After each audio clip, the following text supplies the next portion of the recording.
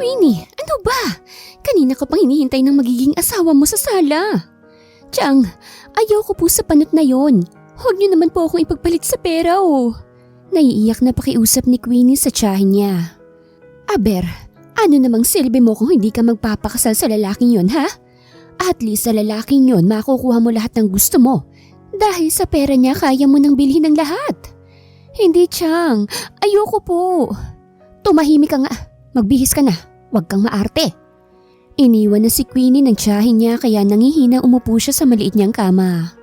Nagdaan ng ilang minuto, hindi pa rin lumalabas ng kwarto si Queenie, kaya galit na bumalik ang tiyahin niya sa kanyang kwarto.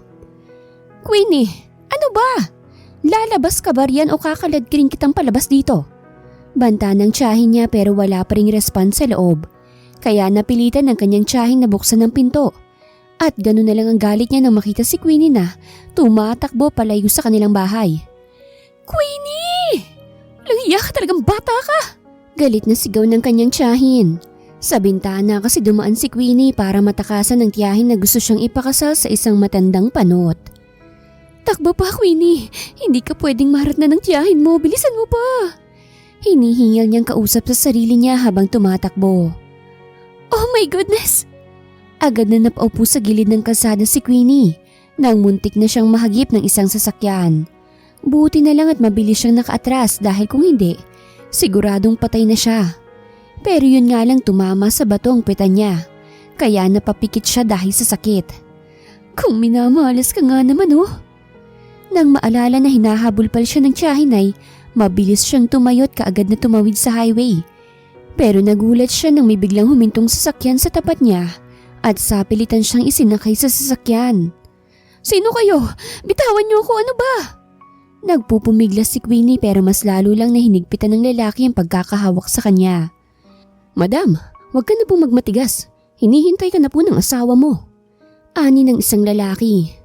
Nanlaki ang mata ni Queenie habang nakatingin sa lalaking may hawak sa kanya. Anong asawa? Hoy, wala pa akong asawa ah. Virgin pa ako kaya wag kang ano dyan. O baka naman, wag naman sana. Hindi naman kayo mga tauhan ng panot na yun, hindi ba? Takot na tanong ni Queenie sa lalaki na mukhang leader nila. Gustong matawa ni Jade sa inakto ng amo nila pero pinipigilan niya ang pagngiti. Baka mabatukan pa siya ng masungit nilang amo. Pagdating nila sa mansyon ng mga Pontelias, halos malaglag ang panga ni Queenie sa laki ng mansyon na nasa harapan niya. Seryoso ba talaga to? Nasa malapalasyo na bahay ako. Hindi ba talaga ako nananaginip? May amnesia po ba kayo, madam? Napalingon si Queenie sa katabi niyang lalaki. Naisatinig pala niya ang sinabi niya na akala niya ay nasa isip lang niya. Let's go po, madam. Hinila na si Queenie ng lalaki papasok sa mansyon dahil naghihintay na raw doon ang kanyang asawa. Pagpasok nila sa loob ay parang nasa isang totoong palasyo si Queenie dahil sa ganda ng loob noon. Goodness, hindi ba talaga to panaginip? Totoo talaga to? Sa kakalikot ng mata ni Queenie, ay hindi na niya namalayan na nasa malaking sala na sila. Nakita po namin siyang tumatakbo sa highway sir, na para bang may kinatatakutan siya. Hindi nakagalaw si Queenie sa kinatatayuan niya, nang madapo sa kanya ang tingin ng lalaki na kade-kwatro. Long time no see, Mrs. Pontillas. Malamig na anya ng lalaki. Ito? Ito ang asawa ko? Oh no, patay na talaga ako nito. Pero paano naman niya ako naging asawa maliban na lang kung… No, imposible. Take her in the bathroom. Malamig na utos ni Blue sa mga katulong. Yes po, senyorito. Walang pasabi na hinila si Queenie ng mga katulong at dinala sa kanilang kwarto sa taas. At hindi na siya nakapalagpa nang hubaran siya ng mga katulong at paliguan. Matapos siyang paliguan ay binihisa na siya ng mga katulong. Halos lumubog sa hiya si Queenie dahil sa mga nangyayari. Hindi niya akalain na magiging sosyal siya sa isang iglap lang. Madam, nakahanda na pong hapunan. Nandun na po si senyorito. Naghihintay sa pagbaba mo. Magalang na sabi ng katulong. Hindi na nagsalita pa si Queenie. Tumayo na siya at lumabas ng kwarto. Hindi maintindihan ni Queenie ang sarili niya kung bakit parang pamilyar sa kanya ang bahay. Ang bawat paligid nito ay parang nakita na niya dati. Tumigil ka nga, Seth. Paano ka namang makakapunta sa ganito kagandang bahay eh? Palagi ka nga lang nakakulong sa bahay ng tiyahin mong masamang ugali. Pagkausap niya sa sarili niya. Pagdating niya sa dining area, ay halos lumuwa ang mata niya sa dami ng pagkain na nakahilera sa mesa. Ganito ba talagang mayayaman? Parang araw-araw mapiesta dahil sa dami ng pagkain niluluto. Take your seat. Malamig na utos ni Blue kay Queenie na agad naman niyang sinunod. Hindi alam ni Queenie kung bakit hindi pa sila kumakain ngayong nasa harap na siya ng asawa niya kuno. Saka lang niya naunawaan kung bakit nang tumatakbo ang isang bata papunta sa kanya. Hindi alam ni Queenie kung bakit ang gaan-gaan ng loob niya sa bata at pakiramdam niya ay para bang matagal na niya itong nakita at nakasama. Mommy, you're here! Where have you been po? Baby, mamaya ka na magtanong kay Mommy ha? Kumain ka na muna. Putol ni Queenie sa bata. Hindi niya kasi alam kung paano niya to sasagutin sa tanong nito. Let's eat. Malamig na ani ni Blue. Nagsandok ng kanin si Blue habang si Queenie ay siya namang kumuha ng pagkain ng bata. Kahit papaano ay may alam naman siya sa pagpapakain sa anak mayaman. Kaya ising-ising na sa kanyang mag-alaga ng bata. Oh, so totoo pala na bumalik na ang walang kwenta mong asawa, kuya? Sabay na napalingon si Blue at Queenie sa kararating lang na babae. Stop it, Chris. Take your seat and let's eat. Padabog na umupo si Chris at sinamaan ng tingin ng babaeng nasa harap niya. Bakit ka pa bumalik? Mahihimig sa boses ni Chris ang galit. Inilapag ni Blue ang hawak niyang kutsara at tinidor. Saka ito tumayo. Kuya, saan ka pupunta? Kinakabahan na tanong ni Chris. Alam niya kasing ayaw ng kuya niya na maingay ang hapag kapag kumakain sila. Dahil nawawalan to ng ganang kumain. I'm done. Malamig na ani nito saka sila tinalikuran. Kahit hindi pa nagalaw ni Blue ang pagkain niya, iniwan na niya ito. Kasalanan mo lahat to eh. Kung hindi ka na sana bumalik pa, hindi na sana kami magkakagulo pa dito sa bahay. Galit na angel ni Chris sa asawa ng kuya niya. Pero si Queenie, tahimik lang na sinusubuan ng batang katabi. Wala akong ginagawa sa'yo kaya kung pwede tumahimik ka na lang. Malamig na sabi ni Queenie. Hindi niya alam kung saan niya nakuha ang pagiging matapang niya habang kaharap ang babae. How dare you to talk to me like that? Akmang sasampalin ni Chris si Queenie na magsalita ang kuya niya. Don't you dare try to slap her in front of my son, Chris. I'm warning you. Malamig pa sa yelong banta ni Blue sa kapatid niya. Agad na naibaba ni Chris ang kamay niya at malalim na tinignan si Queenie. Bumalik pala ito. Tita, bakit mo inaaway si Mommy? Inosenteng tanong ng bata sa tiyahin niya. Kaagad naman nangumiti si Chris at dumukwang sa pamangkin niya. No baby Zion, hindi ko inaaway ang mami mo. Pinagsasabihan ko lang siya. Nakangiting anya ni Chris sa pamangkin niya. Ang galing din palang umarte ng babaeng to.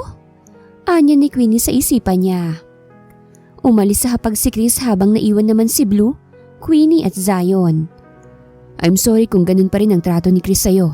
Huwag mo siyang intindihin. Sa akin ka lang mag-focus at kay Zion. Siya ang importante sa lahat. Madam Laura, ito na po ang juice mo. Magalang na anya ng katulong. Thank you. Pasalamat niya sa katulong. So, Laura pala ang pangalan ng kapareho ko ng mukha? Itinaas ni Queenie ang baso na may laman na juice. Pagkatapos ay inamoy ito. Anong klaseng juice kaya to? Nang tikman niya ay muntik ng maduwal si Queenie dahil hindi niya kaya ang amoy. Mommy, are you okay? Yes baby, I'm okay. Mabilis na pumunta ng lababo si Queenie at doon isinuka ang kanina pa niyang gustong isuka. Nagtataka naman ng katulong maging si Blue kung bakit nagkaganon si Queenie. O Laura na paborito naman niya noon ang dragon fruit juice at nagagalit pa nga to kapag wala yun sa tuwing kumakain siya. Are you okay? May masakit ba sa'yo? Tanong ni Blue nang makitang namumula ang asawa niya. I'm okay, don't worry. Mabilis na lumayo si Queenie kay Blue dahil parang may kuryenteng dumaloy sa katawan niya nang hawakan itong likod niya. Sa may pinto ay tahimik na nagmamasid si Chris. Parang may kakaiba kasi kay Laura kaya bawat kilos nito'y binabantayan niya. Mommy, hindi ka na po aalis dito ah. Dito ka na po titira. Parang dinurog ang puso ni Queenie nang marinig ang sinabi ng anak-anakan niya. Hindi niya lubos maisip kung anong klaseng ina ba si Laura. Yes baby, dito na si Mommy. Hindi ka naiiwan pa ni Mommy. Pinisil pa ni Queenie ang mukha ng bata. Ang taba kasi ng pisngi nito. Mataman lang na nakatingin si Blue sa mag-ina niya. Naiiling na lang siya. Kakaiba ang Laura na nasa harapan niya. Pero hindi na lang niya ito pinansin. Ang importante lang sa kanya ay ang anak niya na makita niya itong masaya. Kasama ang kanyang asawa. Hanggang ngayon ba nagpapauto ka pa rin sa asawa mo, kuya? Kahit alam mong niloloko ka na niya? Naiinis na sabi ni Chris sa kanyang kapatid. Nagbago na siya. My goodness, kuya. Ang katulad ni Laura never na magbabago. People change naman. Kuya, pwede ba? Huwag kang dyan.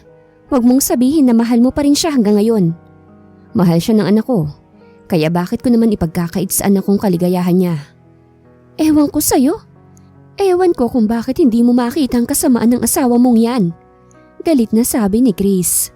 Napabuntong hininga si Blue nang lumabas na ang kapatid sa opisina niya. Huminga pa siya ng malalim dahil inaatake na naman siya ng selos niya. Pwisit. Pilit niyang pinipigilan ng sarili para hindi makagawa ng masama. Sa tuwing iniisip niya kasi na nanlalalaki ang asawa niya, ay bigla nilang umaakit sa ulo niya ang kanyang dugo. Kaya minsan na hindi na niya alam na nakagawa na pala siya ng masama. Habang sa mansyon, abala si Queenie sa ginagawa niya. Nagluluto kasi siya ng snacks nila ni Zion nang biglang dumating si Chris. Wow! At talagang nagpakaina ka na sa pamangkin ko At pinag-aaralan mo pa talagang magluto? Para ano? Para bumawi sa kanila? Hindi ka kapanipaniwala. Natatawa pero galit na sabi ni Chris. Ano bang problema mo? Anong problema ko? Problema ko kung bakit ka pa bumalik. Kung sana doon ka na lang sa lalaki mo, di sana tahimik ngayon na buhay ng kuya ko. Galit na sabi ni Chris sabay sampal kay Queenie. Napahawak sa kanyang pisngi si Queenie at hindi makapaniwalang nakatingin kay Chris. Para na siyang kakainin nito ng buhay kaya bago pa siya masaktan nito ulit ay lumayo na siya rito. Pero sadyang gulo ang gusto ni Chris dahil mabilis na hinila nitong buhok niya at kaagad na sinabunutan siya. Aray! Ano ba? Bitawan mo yung buhok ko! Sigaw ni Queenie pero hindi nagpatinag si Chris hanggang sa dumating na ang boyfriend niya at iyon ang nadatnan nito. Honey, bitawan mo siya! Kaagad na awat ni Alex kay Chris. Huwag kang makialam dito Alex, baka sa'yo ko ilabas tong galit ko. Galit na sigaw ni Chris sa nobyo niya. Di bali nang sa akin mo ilabas ang galit mo, basta bitawan mo lang siya, nasasaktan na siya Chris. Di magandang... Biglang nakawala si Queenie sa pagkakahawak ni Chris sa kanya. Kaya dahil sa galit niya, ay isang malutong na sampal kaagad ang dumapos sa makinis na mukha ni Chris na siyang ikinagulat niya. How dare you to slap me? Galit na sigaw niya kay Queenie. How dare you to? Wala kang karapatan na saktan ako dahil kapatid ka lang ng asawa ko. At pwede kitang kasuhan kung gusto ko dahil pamamahay namin to. Galit na sigaw din ni Queenie sa kaharap.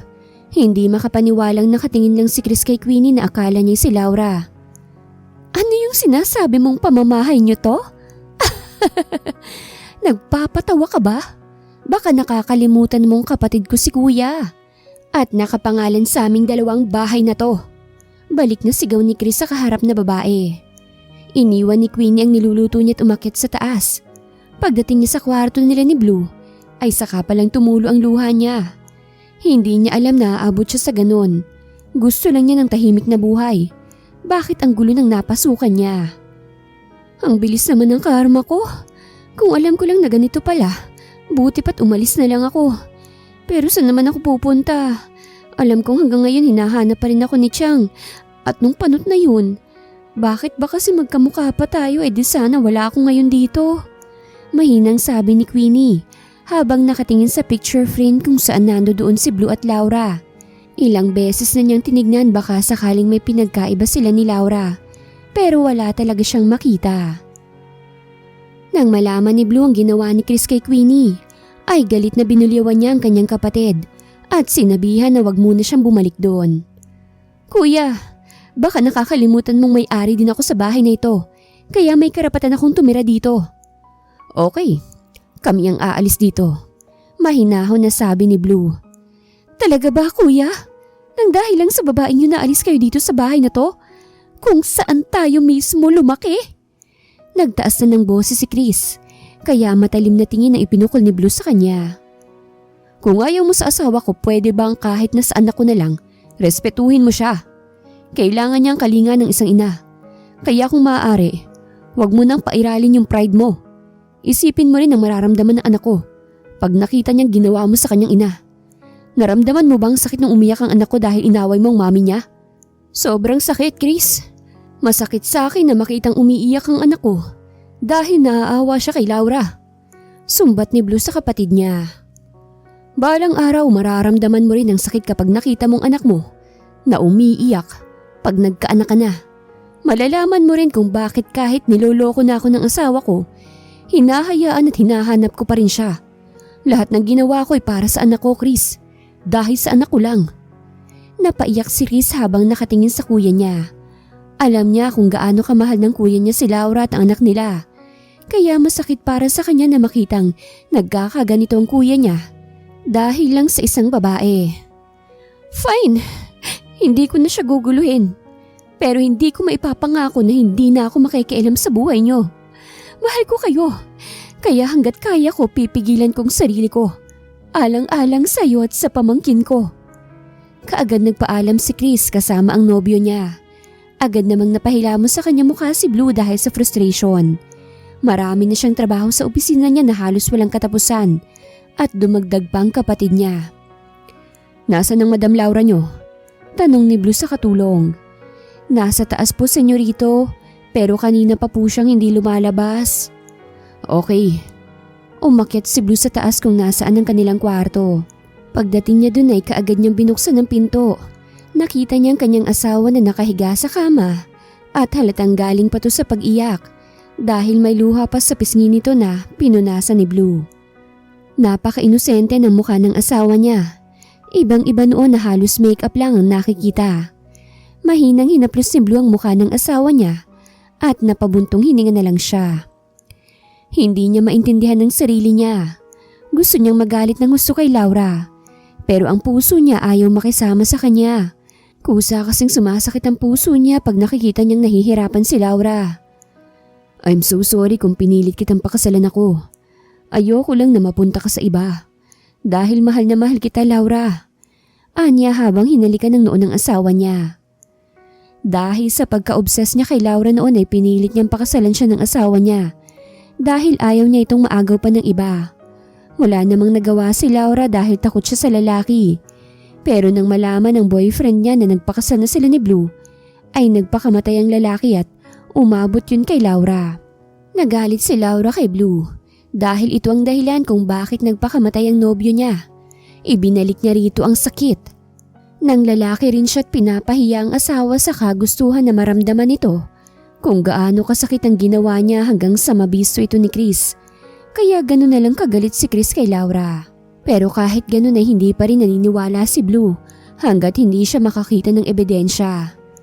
Pinaimbestigahan niya ang asawa at doon na nagsimula ang lahat. Nang malaman ni Laura na alam na ni Blue ang totoo ay umalis na siya sa bahay ng asawa at iniwan na niya ang kanilang anak sa kanyang asawa. Nang maramdaman niyang may nakatingin sa kanya ay kaagad na nagmulat ng mata si Queenie. At tama nga siya, may nakatingin sa kanya. Pasensya ka na kung nakatulog ako. Kumain ka na ba? Kung wala pa ipaghahanda kita. Sa halip na sagutin ay nakatitig lang si Blue sa nagsasalitang asawa.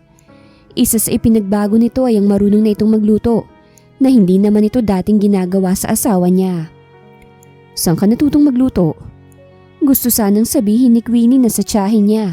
Pero hindi niya naisatinig dahil siguradong hindi ito maniniwala. Magluluto lang ako saglit. Ipapatawag lang kita kapag nakaluto na ako. Hindi na hinintay ni Queenie na sumagot pa si Blue. Mabilis na siyang lumabas ng kwarto at pumunta sa kusina para magluto. Matapos siyang magluto ay kaagad na niyang pinagising si Blue. Pero pagbalik ng maid ay tulog na raw ito. Napabuntong hininga si Queenie habang nililigpit ang inihain niyang pagkain. Kami na po dyan, madam. Presenta ng isang katulong kay Queenie. O sige, salamat. Mabilis na lumipas sa mga buwan at naging taon. Nagpapasalamat si Queenie at hindi na siya nahanap ng tiyahin niya at sa lalaki na gustong asawahin siya. Nakaupo lang si Queenie sa kama habang hawak ang isang frame kung saan ay nandoon ang larawan ni Blue. Alam kong kasalanan na ma-inlove sa lalaking may asawa na. Pero hindi ko mapigilan pa na mahalin ka. Kahit ang lamig mo ay ang lakas pa rin ng dating mo sa akin. Hindi ko sinasadyang pangarapin ka pero hanggang dun lang yon. Hanggang pangarap lang ako. Dahil hindi naman ako ang babaeng gusto mo. Mahina niyang anya sa sarili bago niya ibinilik sa lamesang maliit ang hawak niyang frame. Kamusta sa bahay? Tanong ni Chris sa butler ng kuya niya. Ito kasi ang sumundo sa kanya sa airport. Kababalik lang ni Chris galing sa Singapore at sa bahay nila ng kuya niya siya dederecho. Okay naman po, young lady. Magalang na sagot ng butler. Ang babaeng yon? Nasa bahay pa rin po, young lady. Hindi na nagsalita pa si Chris. Mula nang mag-away sila ng kuya niya, ay hindi na siya nakabalik ulit sa kanilang mansyon. Pagdating niya sa mansyon ay si Queenie kagad ang nakita niya. Hindi kagad siya bumaba ng sasakyan. Nagtataka siya kung si Laura ba talaga ang nakikita niya. Ang alam niya ay walang alam sa halaman at hindi mahilig sa halaman si Laura. Pero sa nakikita niya ngayon ay iba. Palagi bang lumalabas ng bahay ang babaeng yan? Tukoy ni Chris kay Queenie. Pagkasama lang po niya ang kapatid mo at ang pamangkin niyang lady. Pakidalang gamit ko sa loob at gusto ko muna siya makausap. Utos niya sa butler. Okay po, young lady. Tahimik lang si Queenie na nagdidilig sa mga halaman nang may biglang nagsalita sa likod niya. Alam mo bang matagal na akong may duda sa'yo? Nakataas kilay na sabi ni Chris habang nakakross ang dalawang kamay niya. Saglit lang na tumingin si Queenie kay Chris at binawi din kaagad ang tingin niya. Nakabalik ka na pala. Kaswal lang niyang sabi sa kaharap. Ang tanong kong sagutin mo. Matagal na akong may duda sa'yo. Gusto ko lang na sabihin mo sa akin ang totoo. Napalunok ng sariling laway si Queenie nang seryoso siyang tinignan ni Chris. Ano ba yung pinagsasasabi mo? Naglulumikot ang mata niya dahil ayaw niyang makipagtinginan kay Chris. Hindi ikaw si Laura, hindi ba? Nakapunta ka lang sa ibang bansa, ganyan agad ang tanong mo pag uwi mo rito? Sabihin mo sa akin ang totoo at makakaasa kang wala akong sasabihin kay kuya. Napipi si Queenie at hindi agad nakasagot. Gusto niyang iwan ng kausap pero pag ginawa niya yon, sigurado lang lalo itong magdududa na hindi nga siya si Laura. Alam kong nag-aalangan ka pero gusto kong malaman ng totoo. Sino ka? Ang totoong ikaw. Ako si Laura, kaya wala akong sasabihin sa'yo. Nagmamadali siyang umalis para hindi na siya makulit pa ng dalaga. Pag nalaman ni Chris ang totoo, siguradong tapos na siya. Yun ang inaalala niya. Siguradong mahahanap na siya ng tiyahin kapag nakalabas na siya sa poder ng mga puntilyas. Akala mo naman siguro matatakasan mo ko? Fake na Laura? Sisiguraduhin kong mabubulgaran totoo. Nakangisi niyang sabi habang sinundan si Laura sa loob. Tita? Mabilis na tumakbo si Zion sa tita niya. Pumantay naman si Chris sa kanyang pamangkin nang tumakbo ito papunta sa kanya. Hello, baby Zion. Bango. Humagikhik si Zion nang halikan siya ng tita niya sa noo at ilong. Bakit po ang tagal ninyong bumalik, tita? Busy lang si tita, baby. But don't worry, dahil dito na ulit si tita titira. Malapad ang ngiti na sabi ni Chris sa pamangkin niya. Yehey! Dito na ulit titira si tita! Sigaw ni Zion. Mula sa kinaroroonan ni Queenie ay bigla siyang nanlamig sa narinig. Siguradong hindi siya tatantanan ni Chris ngayong bumalik na ito sa mansyon. Sa kabilang dako naman ay nakangisi ng malademonyo ang isang babae matapos malaman ang balita sa kanya ng tauhan niya. Totoo ngang malapusa ang buhay na meron ka, Laura. Pinatay na kita pero hanggang ngayon buhay ka pa rin. At talagang pinahanga mo ko, ha? Nakangisi niyang sabi. Manmanan niyo pa rin siya.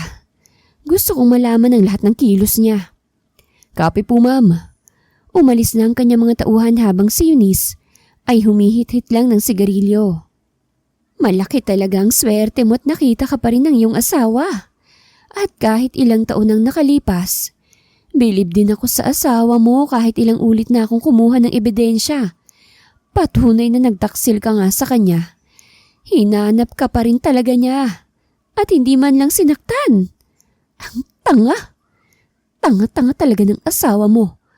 Ako ang nandito nagmamahal sa kanya ng totoo. Pero ikaw pa rin ang pinipili niya. Galit na sabi ni Eunice. Bakit ka may hawak na kutsilyo? Takot na tanong ni Queenie kay Chris nang makita niya itong may hawak na kutsilyo habang nakaharap sa kanya. Wag kang lumapit sa akin. Maawa ka. Wag mo akong saktan, please. Nanginginig sa takot si Laura habang nakatingin kay Chris. Habang si Chris naman ay nataranta sa inaakto ni Laura. Kuya! Kuya! Malakas na sumigaw si Chris dahil pati siya'y natakot na rin sa nakikita. What happened to her? Hindi ko alam nakita niya lang ako na may hawak na kutsilyo. Nagkaganon na siya. Bigla na lang siyang sumigaw habang takot na takot at sabi niya, wag ko raw siyang sasaktan. Tawagan mong doktor, bilis. Mabilis na kumilos si Chris. Kaagad niyang tinawagan ng kanilang family doctor para papuntahin sa mansyon. Wife! Wag mo ko hawakan please. Lumayo ka sa akin. Laura! Maawa ka. Wag mong gawin sa akin to please. Umiiyak nang sabi ni Laura. Hindi maintindihan ni Blue kung bakit gano'n ang ikinikilos ng asawa niya. Iyon ang unang pagkakataon na naggaganon ng asawa niya. Simula nang makita niya ito. Pagdating ng doktor ay kaagad na sinuri niya si Laura. Tinurukan din niya ito ng injection pampakalma. Gusto kitang makausap ng tayo lang. Mahinang ani ng doktor kay Blue. Sinenyasan ni Blue ang kapatid na lumabas na lang muna at ilak ang pinto sa kanilang kwarto. Sa tingin ko ay sinaktan noon ang asawa mo gamit ang isang kutsilyo. Kaya gano'n na lang siya katakot kapag nakakita ng ganoong bagay. At may iba pa akong nalaman. Sa tingin ko ay may sakit sa isip ang asawa mo. Hindi ako sure pero marami na akong nasuri na ganito rin ang kalagayan.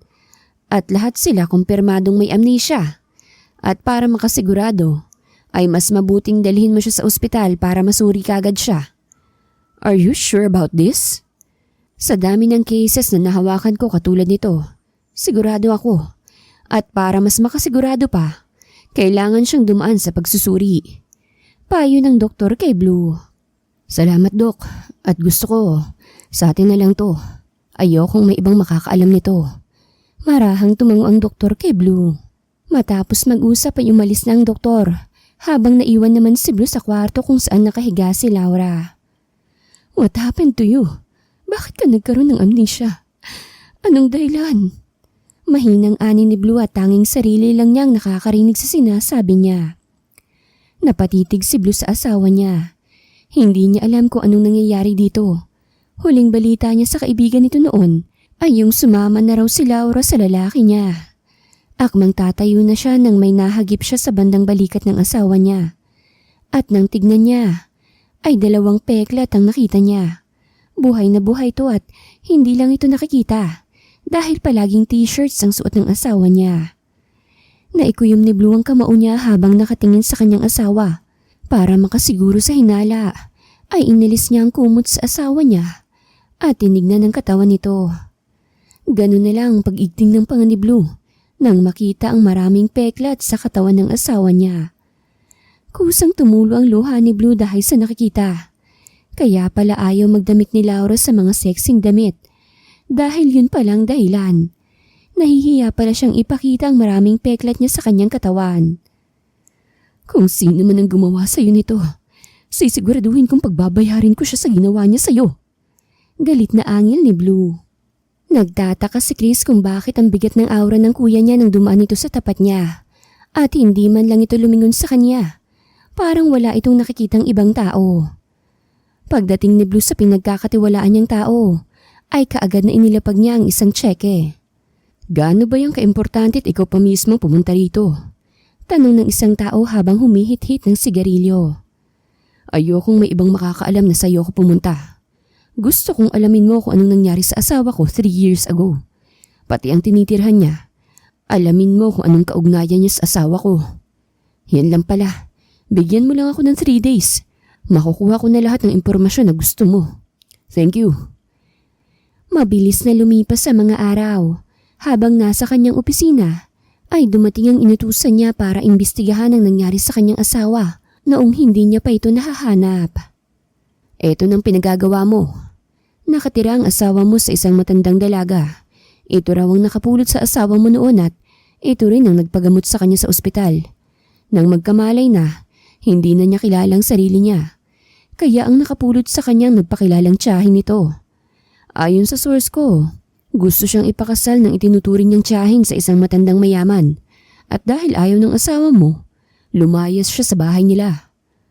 About naman sa kung bakit nawalan siya ng alaala, nandyan na sa hawak mong envelope ang dahilan kung bakit nagkaganon ang asawa mo.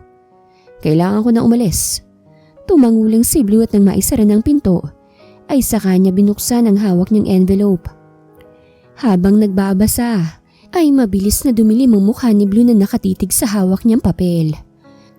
Napasabunot siya sa buhok niya habang hindi makapaniwalang nakatingin sa nakasulat sa papel.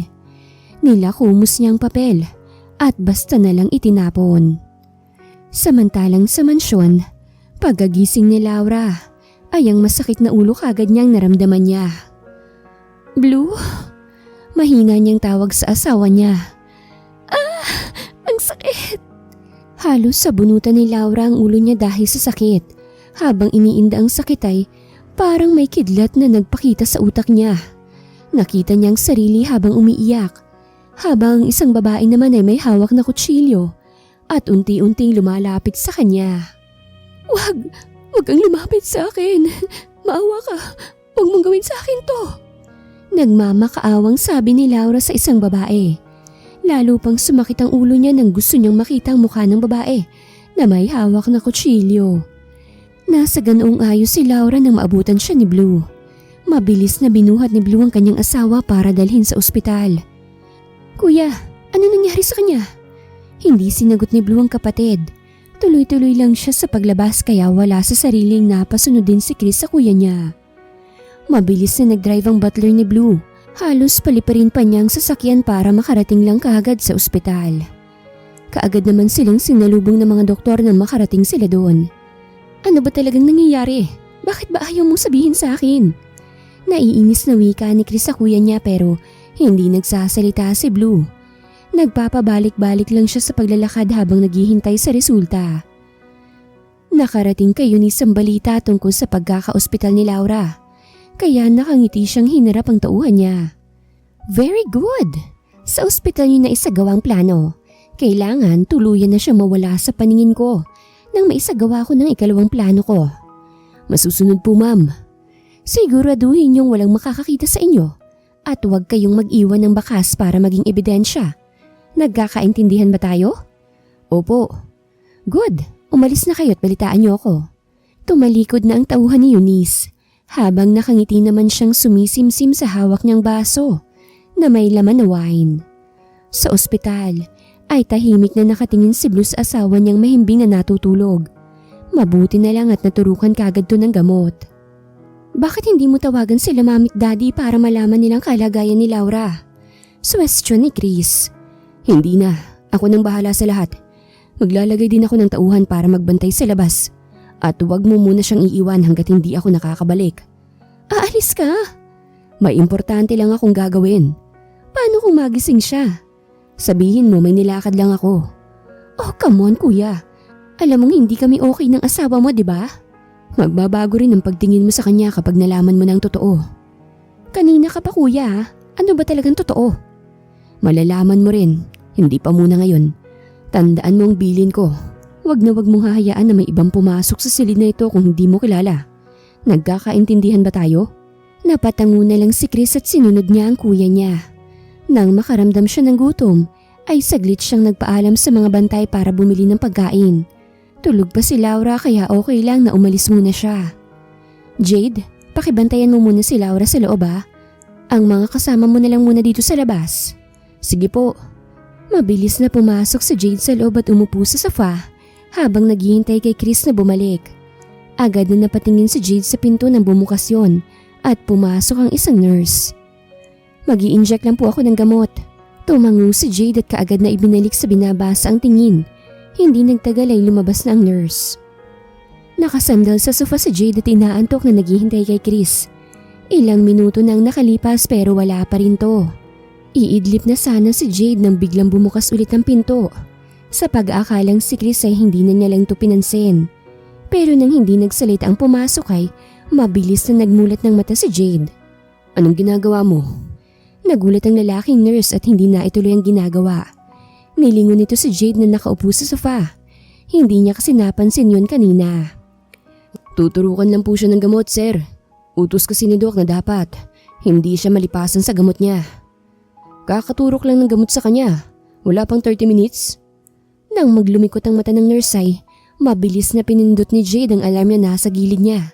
Dahilan para pumasok ang iba pang mga bantay sa labas. Napaatras ang nurse at takmang hahawakan si Laura. Nang mabilis pa sa kidlat na dumapo sa panga niya ang sipa ni Jade.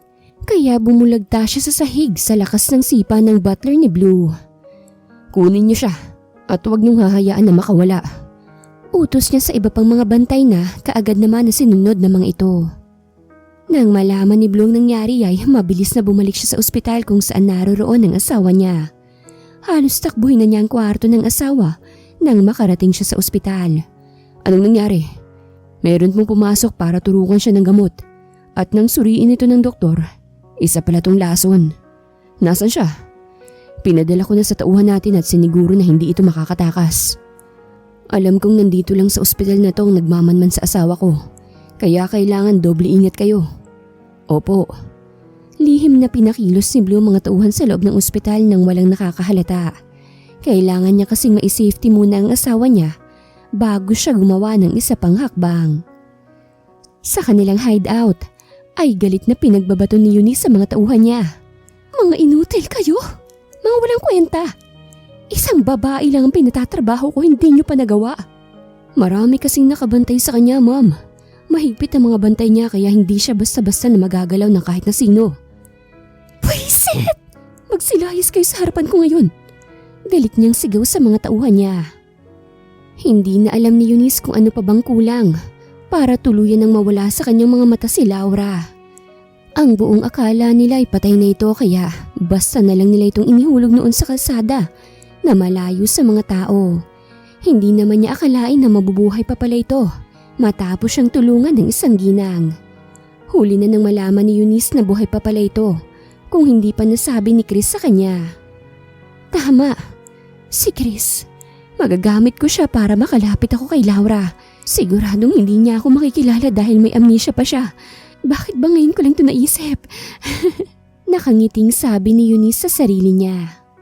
Kaagad niyang tinawagan ng kaibigan para kamustahin kung nakita na ba si Laura.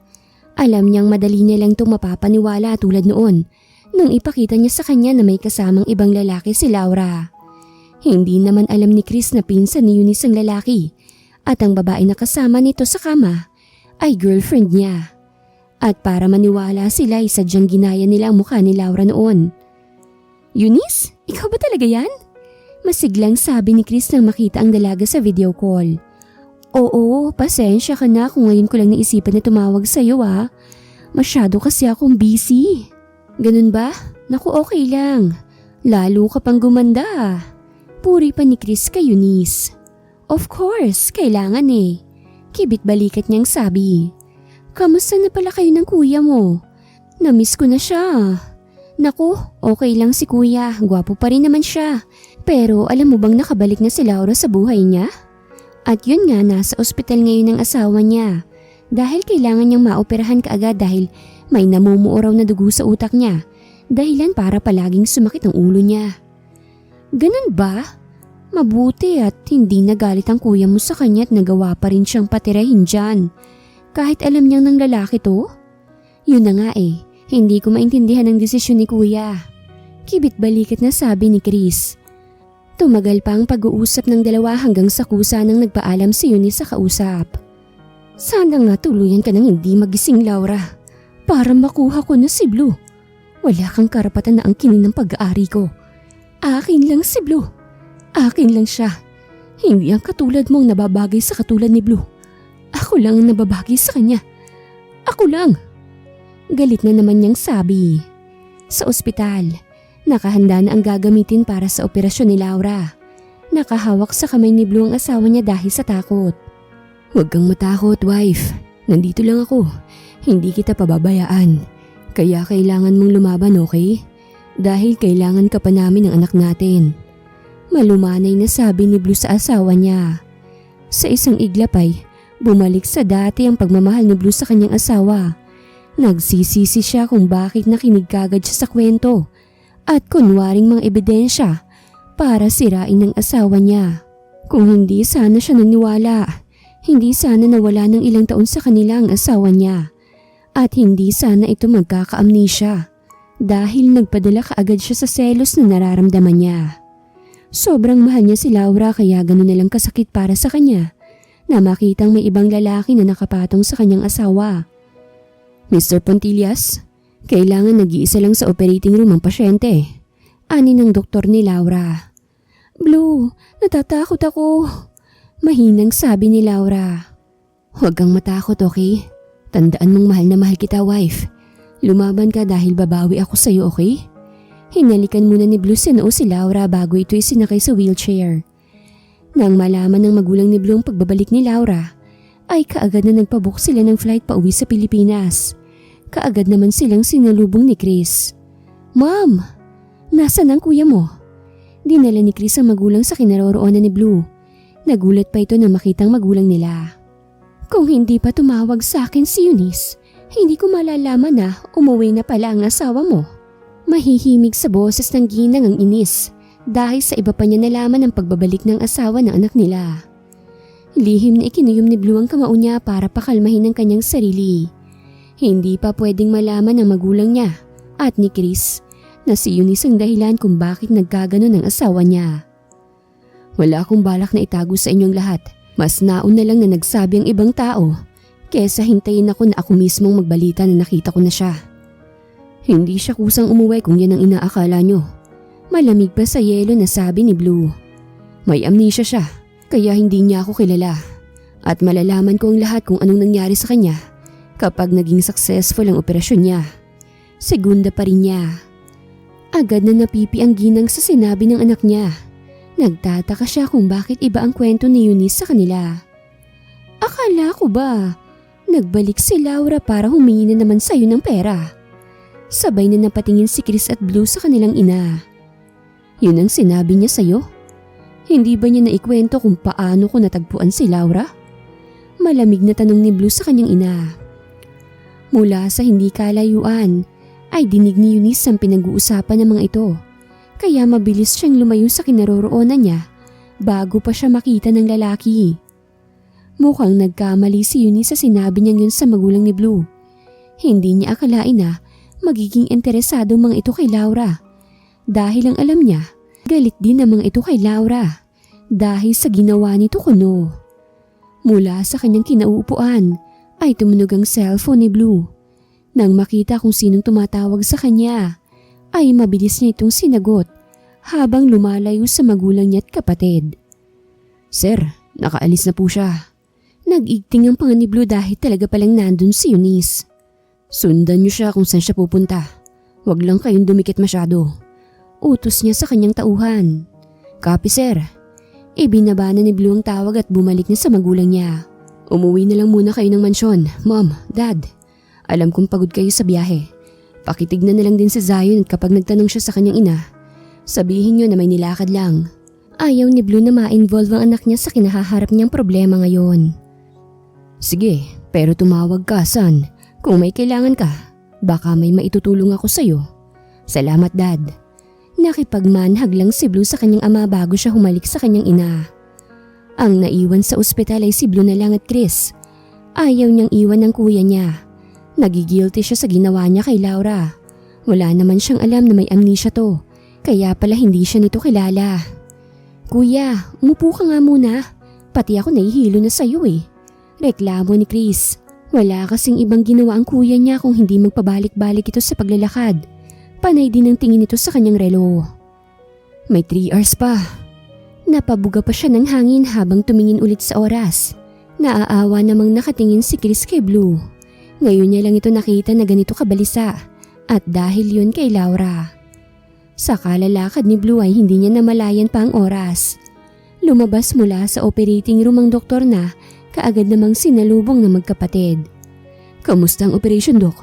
Okay na bang asawa ko? Tanong kaagad ni Blue sa doktor nang lumabas ito. Successful ang operation niya, pero as of now, under observation pa rin siya. Balita ng doktor. Salamat, Dok. Si Chris na nagpasalamat sa doktor dahil hindi na nakapagsalita pa si Blue. Maya-maya lang pwede niyo na siyang makita. Maiwan ko muna kayo. Nakahinga na maluwag si Blue nang marinig ang balita ng doktor. Nang mailipat na sa kanyang private room si Laura, ay si Blue pa rin ang nagbabantay sa kanyang asawa habang pinauwi naman niya si Chris para makapagpahinga.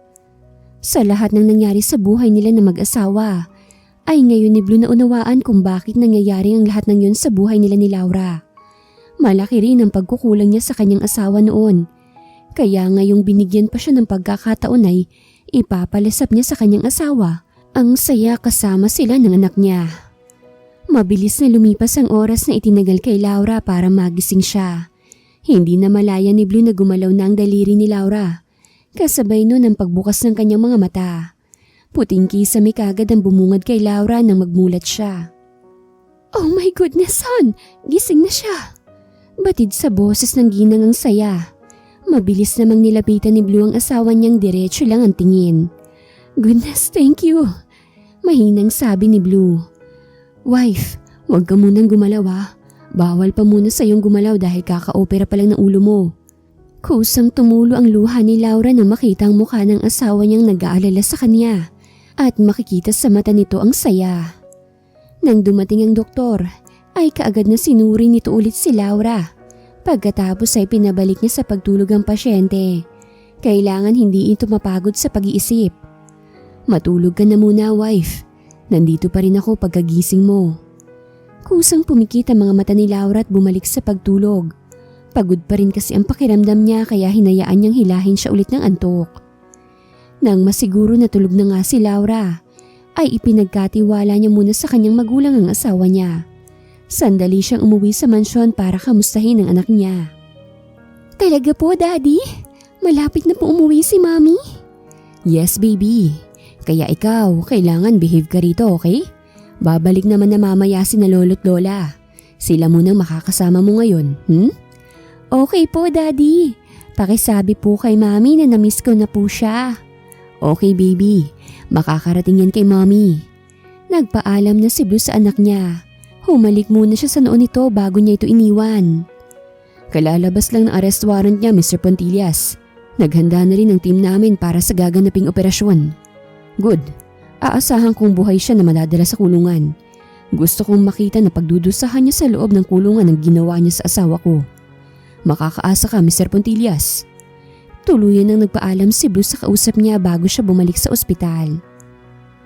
Sa kanyang tinitirhan na bahay, ay nagplano ulit si Eunice kung papaano makalapit kay Laura nang siya na mismo ang papatay dito. Nang hanapin niya ang kanyang cellphone ay maraming missed calls kagad ang bumungad sa kanya. Nakalimutan niyang naka-silent pala yun. Kaagad niyang tinawagan ng kaibigan niya pero hindi niya ito makontak. What the heck, Jake? Sumagot ka! Pabalik-balik sa pagdial si Eunice pero ganun pa rin. Kinabahan na siya kaya mabilis niyang inihanda ang kailangan niyang dalhin. Alam niyang hindi magmi-miss call si Jake ng ganun karami kung hindi importante ang kailangan nito. Bago pa man makalabas ng bahay si Eunice, ay dumating na ang mga pulis at napalibutan na ng mga itong tinitirhan niya. Huwag ka nang manlaban, Miss Asuncion. Napapalibutan na namin ang bahay mo. Kaya sumama ka na lang sa amin nang hindi ka na masaktan pa. Anong akala niyo sa akin, tanga, para magpahuli ako sa inyo? Over my dead body. Akmang bubunutin ni Eunice ang kanyang baril nang maunahan siya ng pulis. Dumaing sa sobrang sakit si Eunice nang mabaril ang kanyang kaliwang braso. Dahilan para mabitawan niya ang hawak niyang baril at sinigundahan pa sa kanyang paa. Halos mamatay sa sobrang sakit si Eunice at nagmamakaawang nakatingin sa kaibigan din niyang pulis. Gustong tulungan ni Jake si Eunice at dalhin to sa ospital pero hindi pwede. Sigurado siyang mawawalan siya ng trabaho kapag nalaman ng mga ito na siya ang kasabwat ni Eunice para hindi ito mahuli at hindi malaman ang kasamaan na nagawa niya kay Laura. Mapait na ngumiti si Eunice sa kaibigan niya. Alam niyang gusto nitong tulungan siya pero hindi nito magawa. Wala rin siyang balak na ilaglag ito dahil alam niyang may pamilya rin itong binubuhay. Patawad. Naaawang sabi ni Jake sa kaibigan bago niya ito binuhat at isinakay sa ambulansya na naghihintay sa kanya. Naiintindihan kita, Jake. Patawad kung pati ikaw nadamay sa kasalanang nagawa ko. Umiling si Jake at pinunasan ng mga luha niya. Wala kang kasalanan. Kagustuhan kong tulungan ka kaya kung makulong man ako sa pagtulong ko sa'yo, tatanggapin ko yun. Nakangiti niyang sabi sa kaibigan niya. Lalo lang naiyak si Eunice. Nagmahal lang naman siya kaya niya yung nagawa kay Laura. At hindi niya hinangad na umabot siya sa ganung punto na babalik rin sa kanya ang mga ginawa niya. Sa ospital ay nabalitaan ni Blue nangyari kay Eunice. Maging ang magulang niya ay alam na ang nangyari at kung ano ang mga kasalanan ni Eunice sa kanya at kay Laura. Hindi halos makapagsalita si Chris sa nalaman. Walang nabanggit si Eunice sa kanya at magandang trato nito sa kanya. Kaya hindi siya makapaniwalang magagawa ng kaibigan niya yun sa asawa ng kuya niya. Matapos lumabas ni Laura sa ospital, ay sa bahay bakasyonan nila sa Tagaytay sila dumiretso. Nauna na ron ang anak niya kaya hindi na sila dumaan pa sa kanilang mansyon. Kamusta na ang pakiramdam mo? Malumanay na tanong ni Blue sa kanyang asawa. Okay na ako. Akala ko hindi ko na masisilayan pang muli ang lugar na ito. Mahina niyang sabi sa asawa niyang nakaupo rin sa tabi niya. I'm sorry. Kung hindi sana ako naniwala noon kay Eunice, hindi ito mangyayari sa'yo. Alam kong napilitan ka lang na pakasalan ako dahil sa ginawa ko sa boyfriend mo noon. Pero hindi ko naman alam na magpapakamatay pala siya. At sa pag-akalang sobrang nagalit ka kaya ka nagloko para makaganti lang sa akin. Wala akong alam na mahal ako ni Eunice. Hindi ko rin alam na kaya niyang gawin yun lahat dahil lang sa akin. Sobrang mahal ka lang niya kaya niya yung nagawa na halos ikamatay ko na. At nawalan pa ako ng memorya. Masakit naman talaga sa akin ang nangyari sa boyfriend ko noon. Dahil minahal ko rin naman siya pero hindi ko naman inisip na magloko para lang makaganti sa'yo. Nagpakasal ako sa'yo dahil mahal naman talaga kita. Kaya ako pumayag sa gusto mo. Kahit naman hindi mo ginamit ang boyfriend ko, ikaw pa rin naman ang pipiliin ko. Kaya siya nagpakamatay dahil nahuli ko siyang may kasama sa kama. At sarili niyang sinisisi niya kung bakit ako nagpakasal sa'yo. Mahabang paliwanag ni Laura kay Blue. What? You mean? Tumango si Laura sa asawa niya. Yes. Huwag mong sisihin ang sarili mo kung bakit siya nagpakamatay. Desisyon niya yun kung bakit niya hinayaan na gamitin siya ni Eunice laban sa akin. Malumanay na sabi ni Laura kay Blue. Hindi makapaniwalang nakatitig si Blue sa asawa niya. Hindi niya alam na may mabigat pala itong dinadala na hindi niya alam. Nagalit pala siya dito ng husto nang hindi naman pala dapat. Marahang hinaplos ni Blue ang mukha ng asawa niya sabay halik niya sa labi nito. Nakaagad namang tinugon ni Laura. Napakapit si Laura sa leeg ng asawa niya habang hinapit naman siya ni Blue sa bewang. At mas idiniin pa nito sa kanyang katawan. Bumalik ang alaala ni Laura. Kaya lahat-lahat ng nalaman niya noon ay ibinunyag na niya kay Blue. Ang magulang naman ni Blue na nasa ibaba lang ay naiiling na nakatingin sa dalawang nasa terrace na naghahalikan. Habang tinakpan naman ni Chris ang mata ni Zion, baka makita pa nito ang ginagawa ng magulang niya. Ew! Ang landi talaga ng dalawang to. Reklamo ni Chris na tinawanan lang ng kanyang magulang. Bakit kasi hindi ka pa rin mag-asawa kung naiinggit ka sa kuya mo? Natatawang sabi ng kanyang ina na sinigundahan naman ng daddy niya. Tita, may ayos po. Hindi ko po makita sila mami at daddy. Sabay na napatawang tatlo nang magreklamo na si Zion. Kailan ka ba kasi mag-aasawa? 26 ka na, Chris. My gosh, kailan pa kaya kami makakakita ng apo namin sa'yo? Huwag niyo na pong pangarapin yan, ma'am. Walang balak si Alex na pakasalan ako. Dahil mas importante sa kanyang trabaho niya kaysa sa akin. Nakangusong sabi ni Chris. Really, Chris? At ako pa talaga ang dahilan? Ang tagal ko nang nag-propose sa'yo pero ayaw mo. Biglang sumulpot si Alex sa likuran ng mga ito. Kaya nagulat si Chris kung bakit ito nandun. Anong ginagawa mo rito? Sabi mo may importante kang lakad ngayon. Nagtatakang sabi ni Chris. Meron nga dahil importante sa akin ang araw na to. Lumuhod bigla si Alex sa harap ni Chris sabay bukas niya sa pulang box na may lamang ring. Napatakip sa kanyang bibig si Chris habang ang kanyang magulang naman ay kinikilig na nakatingin sa dalawa. Halos maiyak si Chris na mag-propose sa harap ng magulang niya si Alex. Hindi niya alam na gagawin to ng lalaki. Wala nang paligoy-ligoy na umuo siya kay Alex. Ito na ang hinihintay niya, ang mag-propose ang nobyo niya kaharap ang kanyang magulang. Tignan mo nga naman mag-aasawa ng dati mong kaaway.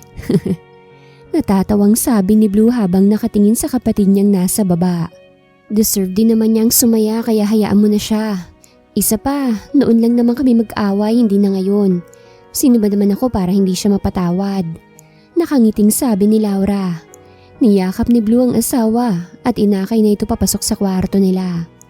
Matapos mag-propose ni Alex kay Chris, ay kaagad na umuwi ang mga ito sa Maynila para asikasuhin ang kasal nilang dalawa. Umuwi na rin sila Laura at Blue dahil tapos na ang leave ni Blue sa trabaho. Kamusta na pala yung kaibigan ni Eunice? Tanong ni Laura sa asawa niya habang nasa kalagitnaan sila ng biyahe. Nasa jail na siya. Pinagbabayaran niya ang ginawa niyang pagtulong at pagkonsinti sa kaibigan niya. Hindi pwedeng si Eunice lang managot dahil kasabwat din siya. Napabuntong hininga si Laura at itinuon na lang ang pansin sa natutulog niyang anak. Pagdating nila sa mansyon, ay nagpahinga lang saglit sina Blue at Laura dahil balak niyang dalawin ang dating kaibigan sa piitan. Are you sure na gusto mo na siyang makausap? Tanong ni Blue sa asawa niyang nakahiga sa braso niya. Kanina ka pa nagtatanong sa akin yan. Oo naman, gusto kong makausap siya. Bumuntong hininga na lang si Blue bago hinalikan ang ulo ng asawa niya. Ayaw niyang magkausap pa sana ang mga ito dahil bumabalik lang ang galit niya sa babae. Pero hindi niya matanggihan si Laura. Nakahiga lang si Eunice sa higaan niya nang tawagin siya na may bisita siya. Nagtataka naman siya kung sinong dumalaw sa kanya, gayong wala naman na siyang pamilya. Nang makarating sa visitors area ay nagulat si Eunice nang makita si Laura at kasama nito si Blue. Marahan siyang umupo sa harap ng mga ito habang hindi siya makatingin ng diretsyo sa kaibigan niya. Sa laki ng kasalanan niya rito, hindi niya akalain nagugustuhin pa siya nitong makita. Kamusta ka na rito? Si Laura ang unang nagsalita. Ayaw kasing bumuka ng bibig ni Eunice. Okay lang ako, salamat sa pagdalaw. Alam ko na hindi ka pupunta rito ng walang dahilan. Kaya sabihin mo na kung anong kailangan mo. Mahinahong sagot ni Eunice. Wala naman akong kailangan. Gusto ko lang na makita at makausap ka. Gustong matawa ni Eunice sa sinabi ng dating kaibigan. Sa kabila ng nagawa niya rito ay gusto pa rin siya nitong makita. Walang kapatawaran ang ginawa ko sa iyo noon sa pagsira ko sa buhay mo. Para lang magalit sa iyong asawa mo. At ang pagtatangka kong pagpatay sa iyo. Walang kapatawaran yun. Alam ko pero tao ka lang din naman. Kaya mo pang magbago at kaya mo pang ayusin ang buhay mo. Bakit bang bait mo sa akin? Dahil kaibigan kita, Eunice. Nagmahal ka lang naman at nabulag ka lang sa pagmamahal mo sa asawa ko. Kaya ka nagkakaganyan. Kaya sana, sa paglabas mo dito, ibang Eunice nang makilala ko. Gustong tumulo ng luha ni Eunice pero pilit niyang pinipigilan. Matapos ang oras ng dalaw, ay nagpaalam na si Laura sa kaibigan niya. Natapos na lang ang pag-uusap nila hindi pa rin nagsasalita si Blue. Tanging asawa niya lang ang kausap ni Eunice. Wala kasi siyang interes dito. Kung hindi lang dahil kay Laura, ay hindi siya sasama sa kulungan para dalawin ang traidor nitong kaibigan. Okay ka na? Tanong ni Blue sa asawa niya habang nasa kotse sila. Okay na ako, thank you. Basta para sa'yo, wife, walang problema. Kanina ka pa sa kaka-wife mo sa akin nakakairita na. Biglang sumungit si Laura habang masama ang tingin ipinupukol kay Blue. Hey, what happened? Natatawang tanong ni Blue. Umasim kasi ang mukha ng asawa niya habang nakatingin sa kanya. Pwede ba? Nakakairita na. Tawagin mo ako sa pangalan ko, hindi yung palagi ka nilang naka-wife ng naka-wife dyan. Masungit na anya nito bago iniwan si Blue sa sala. Zion, come to mommy baby. Sigaw ni Laura sa anak niyang nasa taas pa kasama ang kanyang yaya. Anyari doon? Pati si Chris ay nagtataka. Kababalik lang ng mga ito mula sa abroad dahil doon sila nag-honeymoon. 3 buwan din ang itinagal nila doon bago bumalik sa Pilipinas. I don't know, bigla nilang sumungit eh. Talaga? Hindi kaya buntis? Agad na natigilan si Blue sa sinabi ng kapatid niya. Sinong buntis? Parehong napalingon si Blue at Chris sa bagong dating. Si Laura, sino pa ba? Sagot ni Chris sa kanyang ina. Talaga? Wow, kung ganun ay magiging lola't lolo na naman kami. Wala pang sinasabi si Laura. Di tanungin mo. Sabay na sabi ni Chris at ang kanilang ina. Parehong napailing ang 2 lalaki at nagtawanan. Mag-ina nga kayo. Sabi ng daddy nila Blue. Naiiling na iniwan ni Blue ang 3 sa sala at pinuntahan ng asawa sa kwarto nila. Pagbukas niya ng pinto ay ang asawa niyang umiiyak ang naratnan niya. Ano nangyari? Ba't ka umiiyak? Tarantang dinaluhan ni Blue ang asawa niya. Kaagad na yumakap si Laura kay Blue.